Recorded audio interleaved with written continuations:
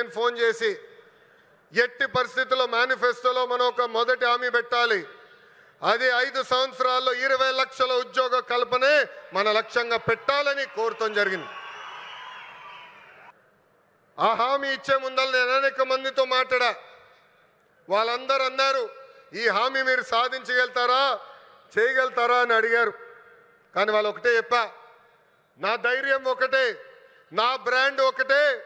ఆ బ్రాండ్ పేరు 3 అక్షరాల సిబిఎన్. మొన్న ఢిల్లీలో ఒక ఇంటర్వ్యూకి వెళ్ళా. అక్కడున్న విలేకరు నన్ను అడిగాడు, తెలంగాణకి హైదరాబాద్ ఉంది, తమిళనాడుకి చెన్నై ఉంది, కర్ణాటకకి బెంగళూరు ఉంది, ఆంధ్ర రాష్ట్రానికి ఏముందని అడిగారు.